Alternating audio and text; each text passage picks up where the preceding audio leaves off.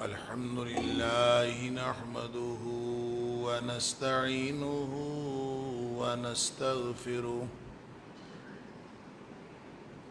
ونؤمن به ونتوكل عليه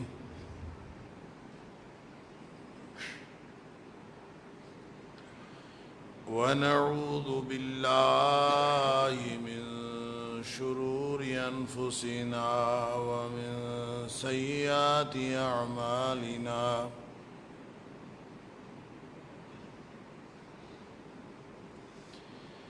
من يهده الله فلا مضل له ومن يضلل فلا هادي له وأشهد أن لا إله إلا الله وحده لا شريك له وأشهد أن محمدًا عبده ورسوله صلى الله عليه وسلم أرسله بالحق بشيرًا ونذيرًا بين يدي الساعة فمن يطع الله ورسوله فقد رشد واهتدى ومن يعص الله ورسوله فقد ضل وغوى فإنه لا يضر إلا نفسه ولا يضر الله شيئا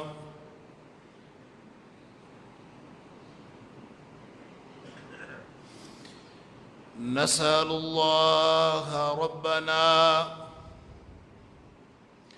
أن يجعلنا ممن يطيعه ويطيع رسوله ويتبع رضوانه ويجتنب سخطه فإنما نحن به وله أما بعد فإن خير الحديث كتاب الله وخير الهدي هدي محمد صلى الله عليه وآله وسلم وشر الأمور محدثاتها وكل محدثة بدعة وكل بدعة ضلالة وكل ضلالة في النار فأعوذ بالله السميع العليم من الشيطان الرجيم من همزه ونفخه ونفثه بسم الله الرحمن الرحيم شهر رمضان الذي أنزل فيه القرآن هدى للناس وبينات من الهدى والفرقان فمن شهد منكم الشهر فليصمه ومن كان مريضا أو على سفر فعدة من أيام أخر يريد الله بكم اليسر ولا يريد بكم العسر ولتكملوا العدة ولتكبروا الله وَلِتُكَبِّرُوا اللَّهَ عَلَى مَا هَدَاكُمْ وَلَعَلَّكُمْ تَشْكُرُونَ۔ رمضان کا مہینہ وہ مہینہ ہے جس میں قرآن نازل کیا گیا، وہ قرآن جو ہدایت ہے تمام انسانوں کے لیے، اور اس میں ہدایت اور حق و باطل میں فرق کر دینے والی کھلی نشانیاں ہیں۔ بس اس مہینے کا پروٹوکول یہ ہے کہ تم میں سے جو کوئی بھی اس مہینے کو پالے وہ اس کے روزے رکھے، اور جو کوئی بیمار ہو یا پھر سفر میں ہو تو وہ دوسرے دنوں میں گنتی پوری کر سکتا ہے۔ اللہ تمہارے لیے آسانی کرنا چاہتا ہے، تمہارے لیے مشکل کرنا نہیں چاہتا، اور یہ اس لیے بھی ہے کہ تاکہ تم گنتی پوری کر لو اور اللہ کی کبریائی بیان کرو اس بات پر کہ اللہ نے تمہیں ہدایت نصیب فرمائی ہے، اور تاکہ تم شکر کرو۔ اللہ کا کرم، اللہ کی رحمت اور ہمارے اوپر بڑا ہی اللہ کا فضل کہ ہماری زندگیوں میں ایک دفعہ پھر رمضان المبارک کا مہینہ ہمیں نصیب ہوا، اور ہم رمضان کی ساعتوں سے مستفید ہو رہے ہیں۔ یہ اللہ کا کرم ہے، اس کا فضل ہے، اس کی رحمت ہے۔ اس مہینے کے بارے میں بہت سی تفصیلات آپ ہر سال سنتے رہتے ہیں کہ ساری زندگی کے گناہوں کو بخشوانے کے لیے ایک بہت بڑا ریلیف پیکیج اللہ نے عطا فرمایا ہے۔ اس مہینے کے خاص اہتمامات ہیں۔ جنت سواری جاتی ہے، تیار کی جاتی ہے اس مہینے میں، خاص طور پر اس کو سجایا جاتا ہے، پھر اس کے سارے دروازے کھول دیے جاتے ہیں اور کوئی دروازہ بند نہیں رکھا جاتا۔ وَلَمْ يُغْلَقْ مِنْهَا باب، اس میں سے کوئی دروازہ بند نہیں رکھا جاتا۔ جہنم کے سارے دروازے بند کر دیے جاتے ہیں۔ وَلَمْ يُفْتَحْ مِنْهَا باب، اس کا کوئی بھی دروازہ کھلا نہیں رکھا جاتا۔ کوئی خاص اہتمام ہے اس مہینے کا، اللہ اکبر۔ اور پھر صُفِّدَتِ الشَّيَاطِينُ وَبَرَزَتِ الْجِنُّ، جو شیاطین ہیں اور بڑے بڑے سرکش جن ہیں ان کو جکڑ دیا جاتا ہے۔ لگتا ہے کوئی خاص اہتمام ہے، اللہ۔ اور وہ پیمانہ نیکی کا اور نیکی کے شمار کا، نیکی کو گننے کا وہ پیمانہ جو اللہ نے اپنی رحمت سے عام دنوں میں بھی 10 گنا رکھا ہوا تھا۔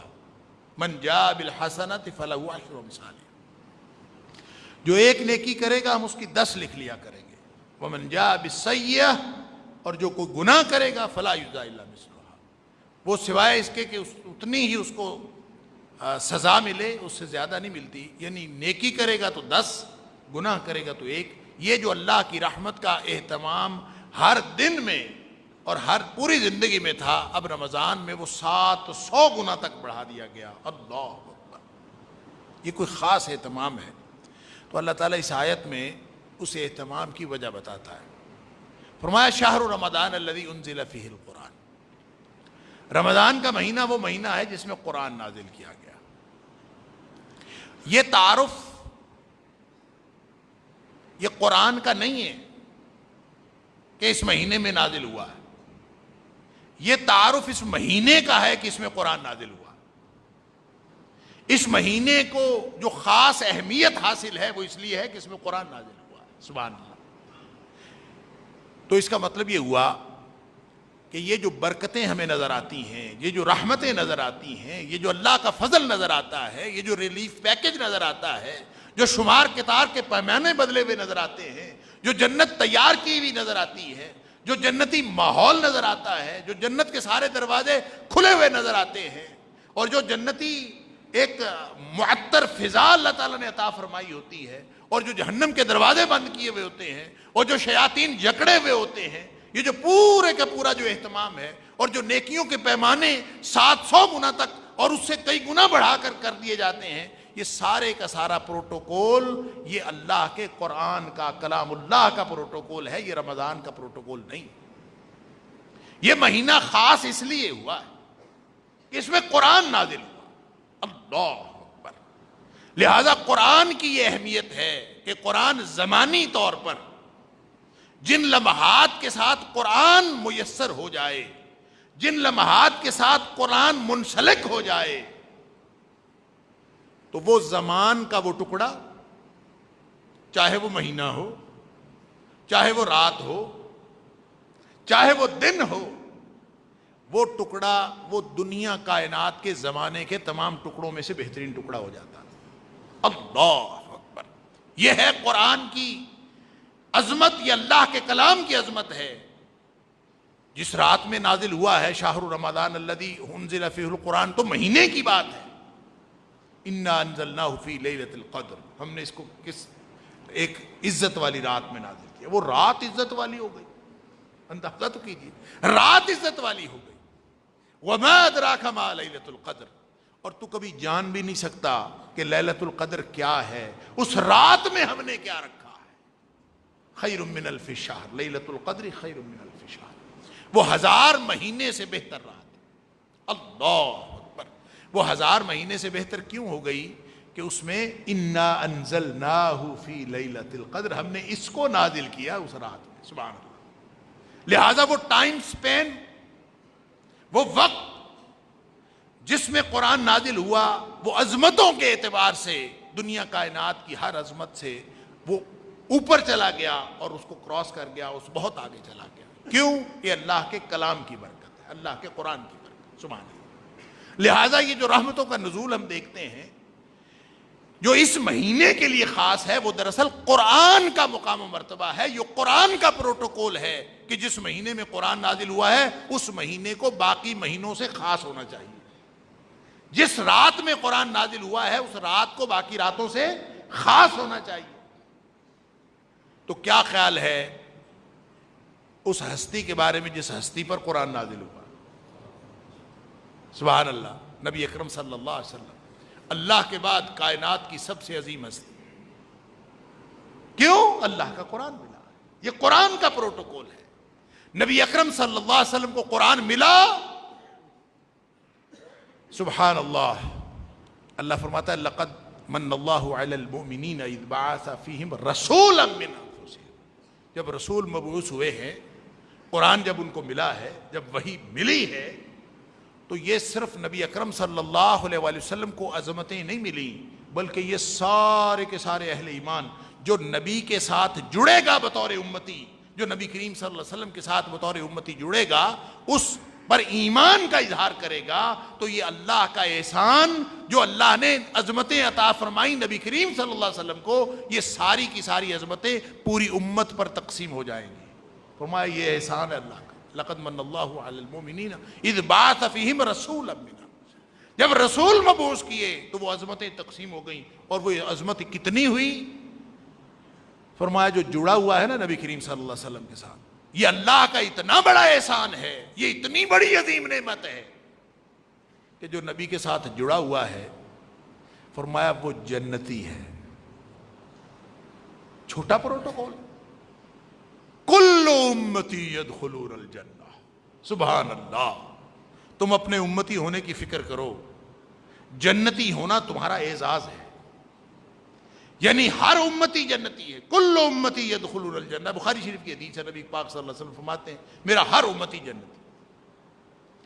کیوں؟ کہ وہ اس نبی کا امتی ہے جس پر اللہ نے قرآن نازل کیا ہے۔ یہ احسان ہے اللہ کا اہل ایمان کے اوپر کہ اللہ نے نبی اکرم صلی اللہ علیہ وسلم پر قرآن نازل کیا، لہذا اب جو جڑے گا نبی کریم صلی اللہ علیہ وسلم سے، سبحان اللہ! اب نبی کریم صلی اللہ علیہ وسلم سے جڑنا بھی عظمت کی علامت قرار پایا کہ ہر امتی جنتی، سبحان اللہ! بس فرق یہ ہے اور شرط یہ ہے کہ امتی ہونا ثابت کرو۔ امتی ہونا ثابت کیسے ہوتا ہے؟ دعویٰ تو ہم سب کا کہ ہم امتی ہیں، میرا ہر امتی جنتی ہے، اتنا بڑا اعزاز ہے، ثابت کیسے ہوتا ہے؟ فرمایا خود کوئی انکار کر دے تو وہ پیچھے رہ جائے گا، وگرنہ تو سارے امتی۔ صحابی پوچھتا ہے اللہ کے رسول سے خود کون کو انکار کرتا؟ کوئی کرتا ہے خود انکار؟ فرمایا ہاں، پیمانہ یہ ہے کہ من اطاعنی فدخل الجنہ، جو شخص میرا حکم مانتا ہے اس کا مطلب ہے وہ مجھ سے جڑا ہوا ہے۔ یہ پیمانہ جو میرا حکم مانتا ہے، جو میری بات مانتا ہے، اس کے سامنے ساری دنیا کی باتیں آتی ہیں، ساری دنیا کے نظریے آتے ہیں، ساری دنیا کی کتابیں آتی ہیں، ساری دنیا کے فلسفہ آتا ہے. وہ کہتا ہے نہیں، میں نے صرف نبی کریم صلی اللہ علیہ وسلم کی بات، مجھے کچھ نہ بتاؤ، مجھے یہ بتاؤ مدینے والے نے کیا کہا. بس وہ یہ پوچھتا ہے. فرمایا من اطاعنی فدخل الجنہ، وہ ہے جنتی، وہ ہے امتی، یہ اس نے امتی ہونے کا حق ادا کیا. یہ نشانی ہے، یہ ثبوت ہے کہ وہ امتی ہے. اللہ اکبر. ومن عصانی، اور جو بات میری نہیں مانتا کسی اور کی مانتا ہے، تو کہتا رہے کہ میں امتی ہوں، کہتا رہے کہ میرا نبی کریم صلی اللہ علیہ وسلم سے بڑا تعلق ہے. اگر وہ بات نبی کریم صلی اللہ علیہ وسلم کی نہیں مانتا، کبھی کسی کا حوالہ، کبھی کسی کا حوالہ، کبھی مشرق کا حوالہ، کبھی مغرب کا حوالہ، فلاں کتاب میں لکھا ہے، فلاں نے یہ بات کہی ہے، فلاں بزرگ نے فرمایا ہے، فلاں فلسفی نے یہ کہا ہے، فلاں حکیم اور دانا کا قول ہے، حوالے یہ دیتا ہے، بات میری نہیں مانتا، تو فرمایا وہ پھر امتی تو نہیں ہے نا. پھر گویا اس نے امتی ہونے سے انکار کر. اللہ اکبر. تو یہ اعزاز ہے جو قرآن کی وجہ سے ملتا ہے. جب کوئی شخص جڑ گیا نبی کریم صلی اللہ علیہ وسلم سے، وہ بھی اعزاز پا گیا. اور جو قرآن سے جڑ جائے ڈائریکٹ، تو ایک ہی بات ہے، صاحب قرآن سے جڑا یا قرآن سے جڑا، عظمت اور ترقی اور عروج یہ اس کا مقدر ہے. اللہ اکبر. ایک دن نبی کریم صلی اللہ علیہ وسلم باہر تشریف لائے. آپ نے صحابہ کرام سے بیٹھے ہوئے تھے، صحابہ کرام، آپ نے فرمایا ابشروا ابشروا، خوش ہو جاؤ، خوش ہو جاؤ میرے صحابی، خوشخبری. اللہ کے رسول صلی اللہ علیہ وسلم کیا خوشخبری؟ فرمایا تم گواہی نہیں دیتے کہ اللہ کے علاوہ کوئی الہ نہیں، اور تم گواہی نہیں دیتے کہ میں محمد کریم صلی اللہ علیہ وسلم کو اللہ کا رسول بنا کے بھیجا گیا، گواہی نہیں دیتے. صحابہ نے کہا گواہی دیتے. تو گویا یہی تو اعزاز ہے، یہی تو خوشی کی بات ہے، یہی تو خوشخبری کی بات ہے. پھر آپ نے ایک طریقہ بتایا، ایک ٹول بتایا، عظمت کیسے حاصل کرنی، یہی خوشی کی بات، یہی مقام ہے. فرمایا ان ھذا القرآن سبب، یہ جو قرآن ہے نا، یہ رسی ہے. قرآن ایک رسی ہے. ان ھذا القرآن سبب، یہ قرآن ایک رسی ہے. طرفہ بید اللہ و طرفہ بیدیکم، اس کا، اس رسی کا ایک سرا اللہ کے ہاتھ میں ہے، ایک سرا تمہارے ہاتھ میں. سبحان اللہ. نبی کے ساتھ جڑنا کیا اعزاز قرار پایا، اور اب معاملہ ہے اللہ کے ساتھ جڑنے کا.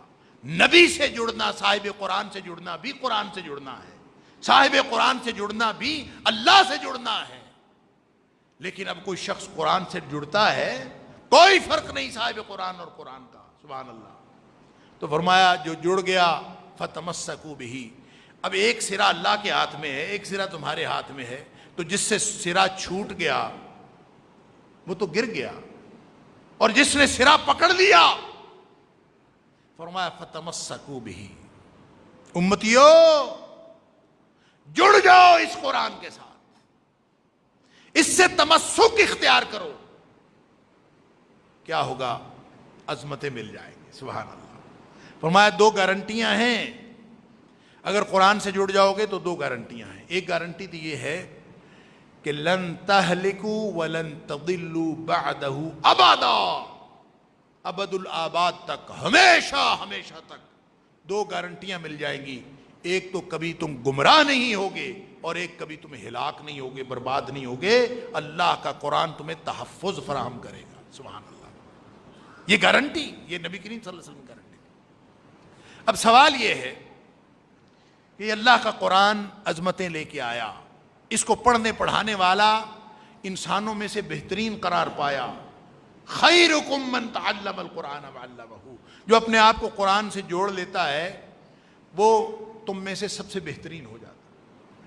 ہم نے دیکھا کہ زمانی اعتبار سے یا مکانی اعتبار سے یا شخصی اعتبار سے جو بھی قرآن سے جڑا ہے وہ عظمت پا گیا. نبی کریم صلی اللہ علیہ وسلم کی عظمت سامنے ہے. جبریل علیہ السلام، باقی بھی فرشتے ہیں، لیکن جو مقام جبریل کو حاصل ہے وہ کسی اور کو نہیں. کیوں؟ نازل بہ الروح الامین، اس کو نازل کرنے والا، اس کو اللہ سے لے کے آنے والا جبریل ہے۔ جبریل قرآن کا حامل بنا، قرآن لے کے آنے والا بنا، قرآن کا سندیسہ پہنچانے والا بنا، فرشتوں میں سے اس کی حیثیت سب سے اعلیٰ ہو گئی، وہ سب سے عظیم فرشتہ بن گیا۔ اللہ اکبر۔ گنتے جائیے جس دھرتی پر قرآن نازل ہوا ہے، اس دھرتی جیسی کوئی دھرتی نہیں۔ سبحان اللہ۔ وہ دھرتی ایسی ہے کہ آج بھی آپ جاتے ہیں حدود حرم میں، اللہ اکبر، کسی کو مارنا اور کسی کا قتل کرنا، کسی جانور کو مارنا تو دور کی بات، آپ کسی جانور کو ڈرا نہیں سکتے وہاں۔ اس دھرتی کا یہ پروٹوکول ہے۔ وہاں پہ مکھی کا شکار نہیں کیا جا سکتا، مکھی کو نہیں مارا جا سکتا۔ اللہ اکبر۔ یہ اس دھرتی کا پروٹوکول ہے۔ اور اس دھرتی کی عظمت کیوں ہے؟ یہ قرآن نازل ہوا ہے۔ دھرتیاں، مٹی، خاک عظیم ہو گئی، اللہ اکبر، شخصیت عظیم ہو گئی، وقت عظیم ہو گیا۔ اور آپ اس طرح گنتے جائیے، جو قرآن سے جڑا ہے وہ عظمت پا گیا۔ مجھے اور آپ کو یہ ساری باتیں معلوم ہونے کے باوجود ہم پوری دنیا میں ذلیل و خوار ہیں۔ یہ امت جو حامل قرآن ہے، جن کو عظمتیں ملنی چاہیے تھی، اللہ اکبر، وہ عظیم ترین کتاب، یہ ہونے کے باوجود ہم دنیا میں ذلیل و خوار ہو رہے ہیں۔ کوئی وجہ تو ہے نا؟ یا تو ہم قرآن سے جڑے ہوئے نہیں ہیں، ہمارا دعویٰ جھوٹا ہے، ہم قرآن سے جڑے ہوئے نہیں ہیں، اور اگر جڑے ہیں نعوذ باللہ من ذالک، نعوذ باللہ من ذالک، کوئی اللہ کے قرآن کا دعویٰ تو جھوٹا نہیں ہو سکتا۔ تو جھوٹے ہم ہیں۔ ہم اگر ایمان کی بنیاد پر، ہم اگر قرآن کی بنیاد پر، نبی اکرم صلی اللہ علیہ وسلم نے فرمایا، عمر فاروق رضی اللہ تعالیٰ راوی ہیں کہ ان اللہ تعالی یرفع بہذا الکتاب اقواما ویدع بہ آخرین۔ دنیا میں عروج و زوال کا فلسفہ تمہیں نہیں سمجھ آتا، تمہیں یہ سمجھ نہیں آتی کہ قومیں عروج کیوں پاتی ہیں، قوموں کو زوال کیوں آتا ہے، لوگ کبھی برسر اقتدار آتے ہیں پھر اتار دیے جاتے ہیں، پوری دنیا میں ایک سلسلہ چلا ہوا ہے، تمہیں یہ نہیں سمجھ آتی۔ ان اللہ تعالی یرفع بہذا الکتاب اقواما، اللہ قوموں کو عروج نصیب کرتا ہے تو اس کا قانون اس کتاب کے اندر لکھا ہے، اس قانون کے تحت قوموں کو عروج ملتا۔ فلسفہ عروج و زوال، قانون ہلاکت اقوام، اور عروج اور کامیابی کا زینہ، کامیابی کے اصول، دنیا میں کامیاب ہونا ہو یا آخرت میں کامیاب ہونا ہو، کامیابی کا زینہ تو یہ ہے، کامیابی کا اصول تو یہ ہے۔ ان اللہ تعالی یرفع بہذا الکتاب اقواما، اللہ تعالیٰ بہت ساری قوموں کو بلندی عطا کرتا ہے اس قرآن کی وجہ سے، وَيَدَعُ بِآخَرِينَ، اور بہت ساری قومیں زوال کا شکار ہو جاتی ہیں۔ ہم نے نہ دنیا کے دنیاوی مقاصد، دنیاوی اقتدار کے حصول کے لیے، نہ داخلی استحکام کے لیے، نہ خارجی استحکام کے لیے، نہ ریاست مدینہ کے قیام کے لیے نام مدینہ کی ریاست کا لیا، لیکن اللہ کے قرآن کے بغیر ہم ریاست قائم کرنا چاہتے ہیں۔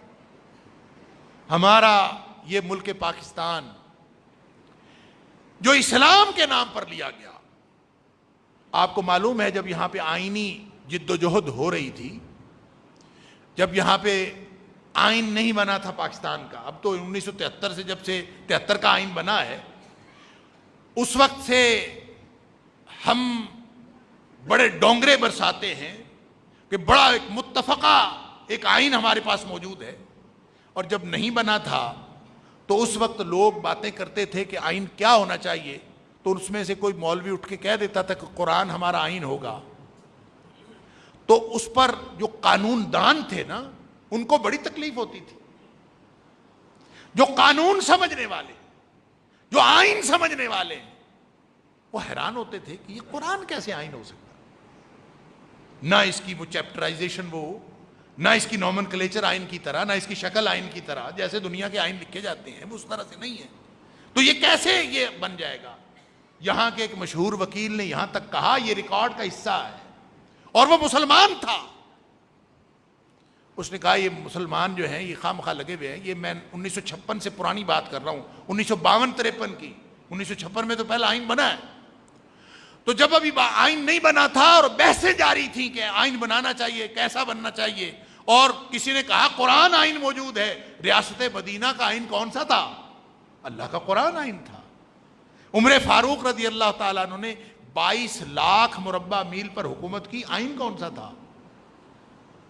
تو جب لوگوں نے ایسی باتیں کی تو ایک بڑا مشہور قانون دان، میں نام نہیں اس کا لیتا، اور یہ ریکارڈ پر ہے کہ اس نے کہا کہ پورے قرآن میں مجھے ایک آئینی حکم دکھا دیں، میں 5000 روپے انعام دوں گا۔ یہ 1952 کی بات ہے، 1951 کی بات، کہ پورے اس کے خیال میں قرآن کا آئین کے ساتھ کوئی تعلق نہیں، اور وہ اپنے آپ کو مسلمان بھی کہتا تھا اور مسلمان تھا۔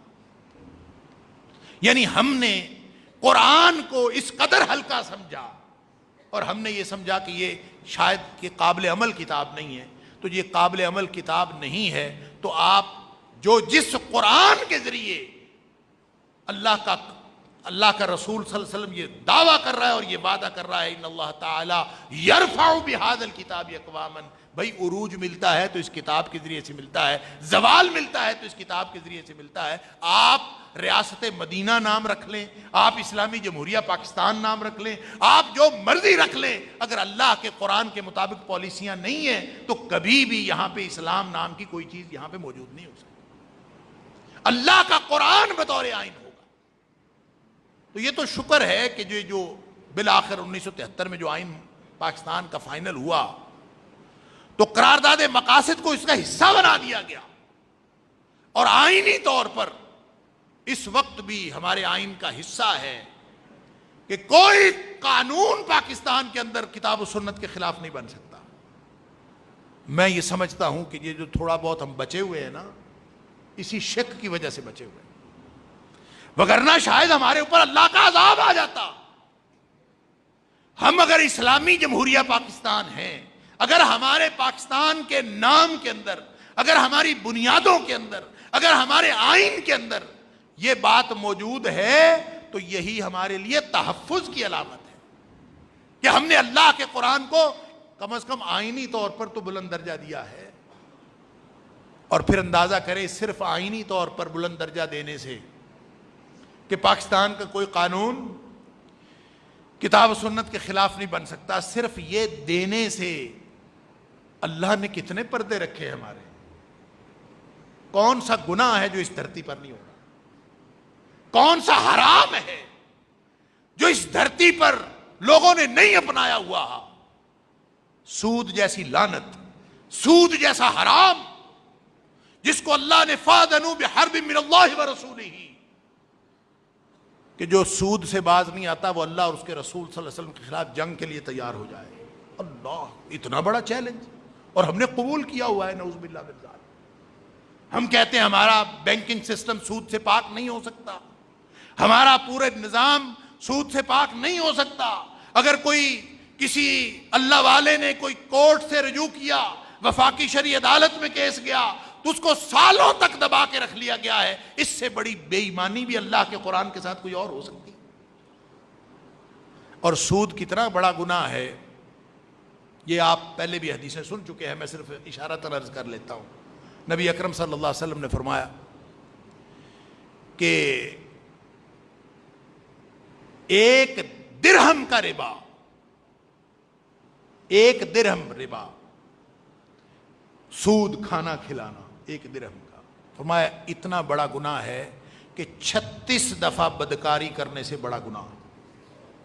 اللہ اکبر، درہم و ربا، ایک درہم کا ربا، اکبرہ، یہ زیادہ ہے، من 36 زنیہ، 36 مرتبہ بدکاری کرنے سے زیادہ بڑا گناہ ہے جہاں کا پورا سسٹم سود پر مبنی ہو، سارا دن جو لین دین ہو رہا ہے وہ سود کا ہو رہا ہے، پورا کاروباری نظام سود کا ہو رہا ہے۔ اللہ اکبر۔ تو اس سے بڑا کتنا بڑا اس کی گریوٹی کا اندازہ کر۔ پھر لوگ کہتے ہیں جی یہ سود وہ نہیں ہے، ربا اور سود میں فرق ہوتا ہے، انٹرسٹ میں اور یوزری میں فرق ہوتا ہے، فلاں میں فرق ہوتا ہے۔ بہانے ہی بنانے ہیں نا، جتنے مرضی بنا لیں۔ اور کسی سے بحث کریں تو کہتے ہیں سود ہے بھی نا اگر تو اس درجے کا نہیں۔ نبی اکرم صلی اللہ علیہ وسلم فرمایا سود کے 70 درجے ہیں۔ اللہ اکبر. اب آپ اندازہ کر لیجئے کہ کس درجے کا سود ہے. سود کے 70 درجے ہیں اور سب سے کم درجے کا سود اتنا بڑا گناہ ہے جیسے کوئی شخص اپنی ماں کے ساتھ بدکاری کرے. یہ ہم پوری قوم اس سودی نظام میں رہ رہے ہیں. یہ اللہ کا انعام نہیں ہے کہ ہمارے اوپر پھر بھی عذاب نہیں آ رہا. یہ اللہ کی طرف سے تحفظ نہیں ملا ہوا کہ پھر بھی ہمیں تباہ و برباد نہیں ہو رہے. جس بات کو اللہ نے اپنے اور اپنے رسول صلی اللہ علیہ وسلم کے خلاف جنگ قرار دیا ہے، یہ قوم بچی پتہ نہیں کیسے پھرتی ہے. تو میں جو عرض کر رہا تھا کہ شاید یہ اس بات کی رحمت ہے اللہ کی کہ ہم نے قرآن کی عظمت کا اعتراف کم از کم اپنے آئین میں تو کیا ہے. ہم نے آئین میں تو کہا کہ اللہ اس ملک میں ہم تیرے اور تیرے حبیب کے فرمان سے کے خلاف کوئی قانون نہیں بننے دیں گے.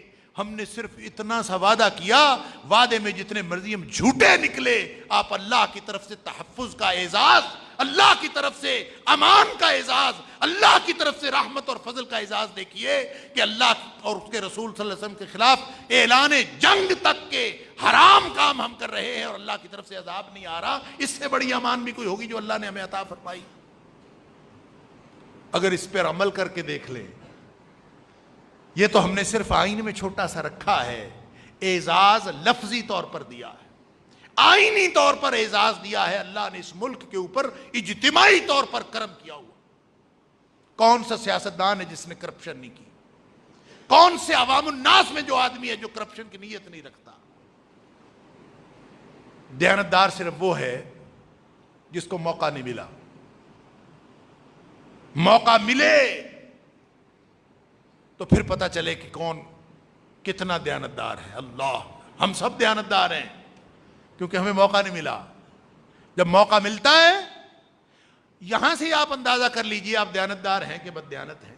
اللہ، آپ کو کوئی سرکاری چیز، کسی سرکاری دفتر میں آپ بیٹھے، پین کی سیاہی ہو یا سامنے لکھنے والا قلم ہو، یا جو آپ کے دفتر میں آن جو روشن ہے لائٹ وہ سرکاری خرچے پر ہو، اور جس گاڑی میں آپ سفر کر رہے ہیں وہ سرکاری ہو، اور جو پیٹرول آپ کو مل رہا ہے وہ سرکاری ہو، اور اس کے مقابلے میں اگر یہ ساری چیزیں ذاتی ہوں تو اگر دونوں کے استعمال میں کوئی فرق نہیں ہے تو سمجھ لیجئے کہ آپ کرپٹ نہیں ہیں. اگر ذرا بھی استعمال میں فرق ہے، وہ کہتا ہے کوئی بات نہیں، سرکاری ہے نا، مل رہا ہے استعمال کرو، سرکاری ہے، لائٹ آف کرنے کی ضرورت نہیں ہے، بل تو کسی اور نے دینا ہے. یہ پورا ملک اسی طرح کھایا جا رہا. اس کا مطلب یہ ہے کہ ہم اندر سے کرپٹ لوگ ہیں.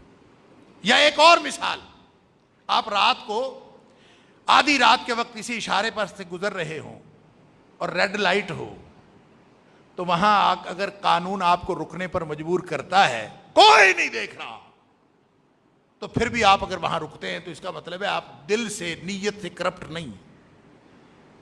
اگر آپ وہاں نہیں رکتے، کوئی پوچھنے والا سپاہی کھڑا ہوتا ہے ہمارے، اگر کوئی روکنے والا ہے تو ہم رکتے ہیں، نہیں روکنے والا تو ہم تو نہیں رکتے. تو اس کا مطلب ہے اندر سے تو ہم بدنیت ہے. موقع ملنے کی بات، موقع رات کو مل جائے، موقع دن کو مل جائے. تو میں جو بات عرض کر رہا تھا وہ یہ کہ ہم نے من حیث القوم اللہ کے قرآن کی عظمت سے فائدہ نہیں اٹھایا. ہم نے انفرادی طور پر بھی اللہ کے قرآن سے وہ فائدہ نہیں اٹھایا جو اللہ کا قرآن جو عروج دینا چاہتا ہے ہمیں. یہ ہدی للناس بھی ہے، یہ بینات من الہدی والفرقان بھی ہے. یہ صرف نظری باتیں نہیں ہیں، یہ صرف اور صرف کوئی ہواؤں کی باتیں نہیں ہیں، یہ عمل کی باتیں ہیں، یہ اس دنیا میں عروج کی باتیں ہیں. اور پھر جو قرآن سے جڑتا ہے وہ اس کو اللہ تعالیٰ دنیا میں بھی عروج دیتا ہے.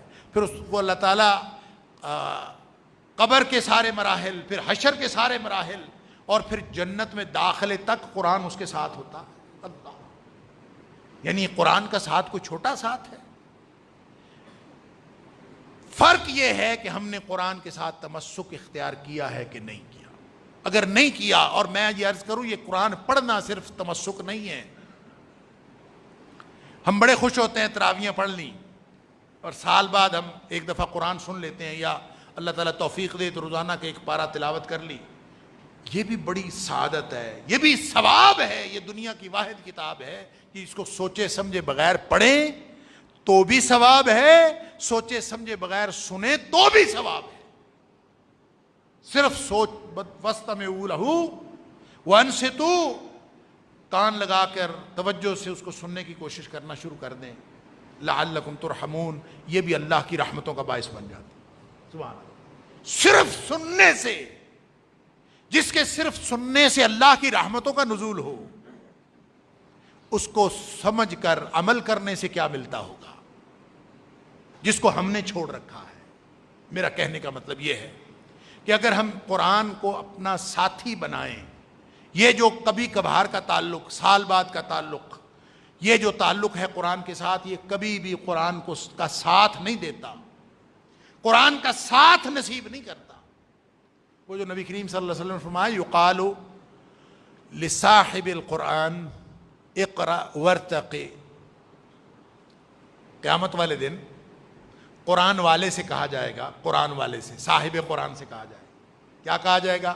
اقرأ ورتقِ، تو ایسا کر، پڑھتا جا اور چڑھتا جا، پڑھتا جا اور چڑھتا، اقرأ ورتقِ، پڑھتا جا اور چڑھتا جا۔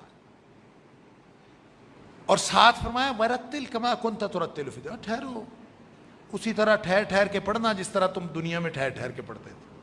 اللہ اکبر، کیوں؟ چڑھتا جا رہا ہے، ساتھ ساتھ پڑھتا جا رہا ہے، آہستہ آہستہ پڑھے گا تو قرآن دیر سے ختم ہوگا نا، دیر سے مکمل ہوگا نا۔ تو فرمایا ان منزلک عند آخر آیت تقرأھا، تیری منزل، تیرا مقام، تیرا محل وہاں آئے گا جہاں تو آخری آیت مکمل کرے گا، وہاں تیرا محل ہے۔ یعنی اونچائی بلندی، اونچائی بلندی، اور کتنا کو اونچا ہوگا، کتنا کو اونچا، اللہ، پیدل تھوڑی چڑھنا ہے وہاں پہ، کس پہ چڑھ رہا ہوگا؟ جب وہ چڑھ رہا ہوگا، کوئی پیدل چڑھ رہا ہوگا، پہاڑ چڑھ رہا ہے، ساتھ پڑھتا جائے، ساتھ چڑھتا جا رہا، ایسا نہیں، کوئی نہ کوئی لفٹ لگی ہوگی نا، کوئی زینہ لگا ہوگا نا جس پر، جنت کی ہے آخر، دنیا کی لفٹیں، دنیا کے زینے اس قدر تیز ہیں، اللہ اکبر۔